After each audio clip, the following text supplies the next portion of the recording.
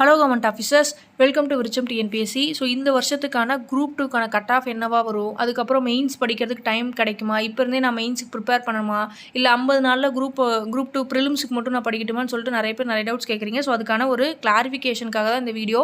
So first வந்து உங்களுக்கு cut off எதை பேஸ் பண்ணியிருக்கோம் அப்படின்னா, last year cut off plus இந்த வருஷத்துக்கான வேகன்சிஸ் என்ன, லாஸ்ட் இயர்க்கான வேகன்சிஸ் என்ன இருந்துச்சு, ப்ளஸ் கொஸ்டின் ஸ்டாண்டர்ட் எப்படி இருக்குன்றதை வச்சு மட்டும்தான் உங்களுக்கு கட் ஆஃப் வந்து வரும். ஸோ அதில் லாஸ்ட் இயர் கட் ஆஃப் வந்து ஒரு 145 கொஸ்டின் மேலே போட்டவங்க எல்லாருக்குமே வந்து ஒரு சிலருக்கு, அதாவது முக்கால்வாசி 145க்கு மேலே எடுத்தவங்களுக்கு கிடச்சிருக்கு, ஒரு சிலருக்கு 145க்கு மேலே எடுத்தவங்களுக்கு கிடைக்கல. பட் எனக்கு தெரிஞ்சு 150 கொஸ்டினுக்கு மேலே போட்ட எல்லாருமே வந்து குரூப் 2 ப்ரிலிம்ஸ் வந்து கிளியர் பண்ணியிருக்காங்க. ஸோ அது வந்து பார்த்திங்க அப்படின்னா 5000 வேகன்சிஸ் இருந்துச்சு. லாஸ்ட் டைம் வந்து 5500 வேகன்சிஸ் இருந்தது.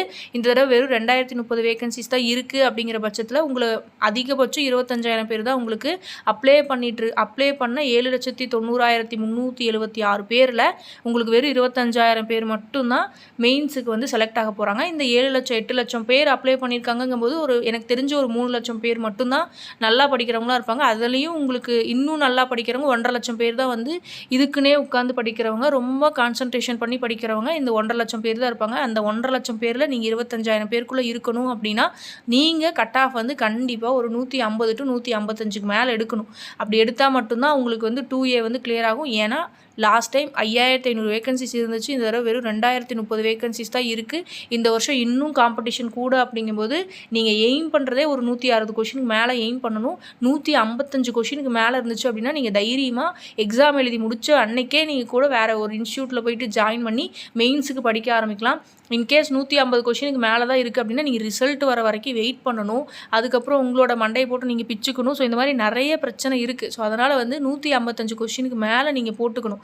அதுதான் வந்து மெயின். ஓகேங்களா? ஸோ கட் ஆஃப் என்னை பொறுத்த வரைக்கும் 155 கொஷினுக்கு மேலே போடணும். ஸோ கொஸ்டின் ஸ்டாண்டர்ட் வந்து உங்களுக்கு எப்படியும் போல் தமிழும் மேக்ஸும் வந்து ஈஸியாக தான் வரும். ஸோ நீங்கள் ஈஸியாக போடுற மாதிரி தான் இருக்கும். ரிமைனிங் ஜிஎஸ் வந்து பார்த்திங்க அப்படின்னா 75 கொஷினுக்கு ஒரு 45 கொஷின் மேலே நீங்கள் போடுற மாதிரி இருந்துச்சு அப்படின்னாவே போதும். அந்த 45 கொஷின் போடுற மாதிரி தான் இருக்கும். 75 கொஷின் அப்படின்னா ஒரு 25 to 30 கொஷின் டேரெக்டாக வரும்.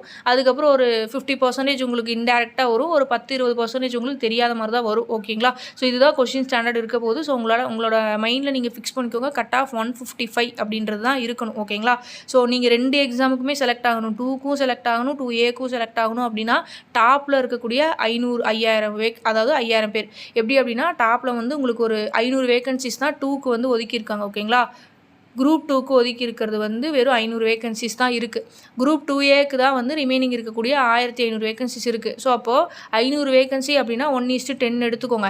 அப்போ வந்து 5000 வேகன்சிஸ் நீங்கள் 6000 கூட வச்சுக்கோங்க. ஏன்னா வந்து லாஸ்ட் மார்க் இருக்கிற எல்லாருமே எடுத்துக்கிறாங்க. அப்படின்ற போது உங்களுக்கு 6000 பேர் 2 எக்ஸாமே செலக்ட் ஆவாங்க. ஸோ இந்த 6000 பேர் செலக்ட் ஆகும்போது நீங்கள் அந்த 6000க்குள்ளே இருக்கணும் அப்படின்னா கண்டிப்பாக 163க்கு மேலே இருந்தால் மட்டும்தான் 6000க்குள்ளே இருப்பீங்க.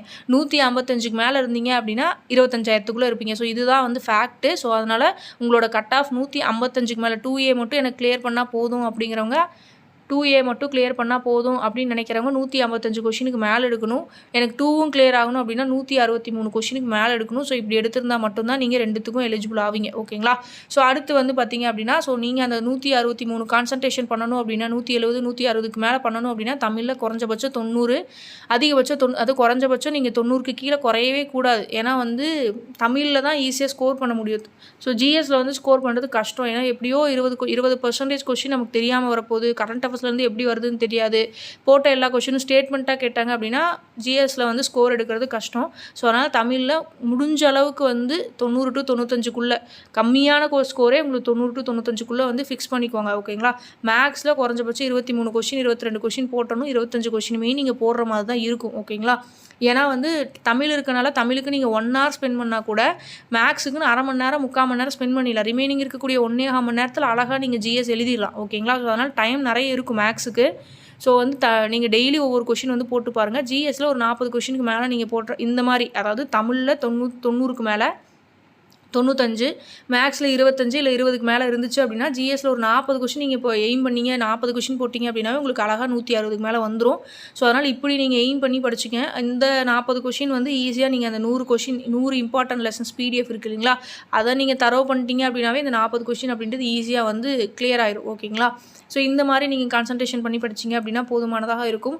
குரூப் 2 மெயின்ஸ் வந்து ப்ரிப்பேர் பண்ண டைம் இருக்குமான்னு கேட்குறீங்க. கண்டிப்பாக குரூப் 2 மெயின்ஸ் ப்ரிப்பேர் பண்ணுறதுக்கு நம்ம கவர்மெண்ட் பற்றி உங்களுக்கு தெரியும். கண்டிப்பாக ஒரு 6-7 மாதம்னாச்சும் டைம் இருக்கும்.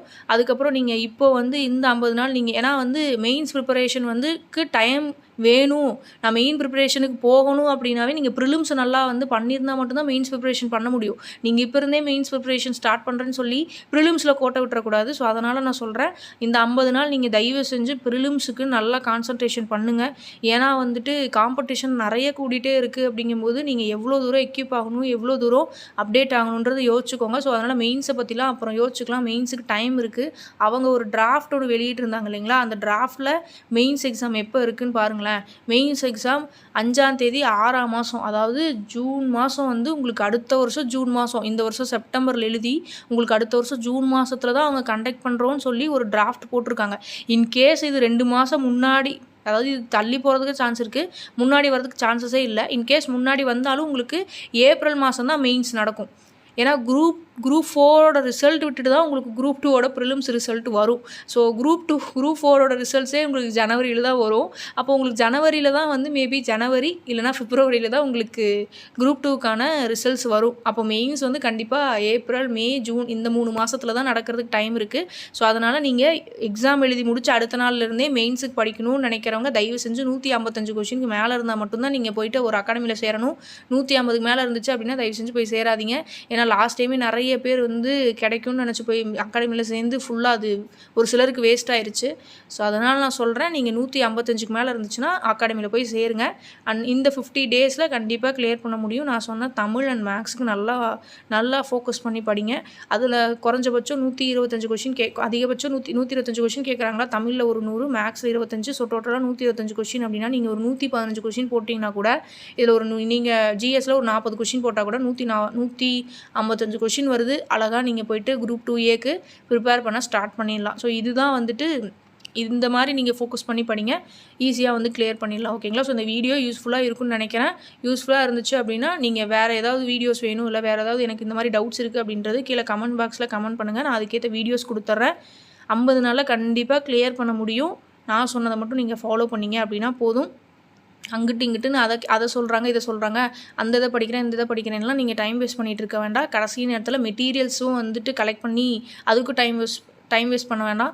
இருக்கிற மெட்டீரியலை கரெக்டாக படித்து கரெக்டாக எக்ஸிக்யூட் பண்ணிங்க அப்படின்னாவே, கேர்லெஸ் மிஸ்டேக் பண்ணாமல் நீங்கள் படித்ததை தெரிஞ்சதை எழுதுனீங்க அப்படின்னாவே ஈஸியாக உங்களால் கிளியர் பண்ணிட முடியும்.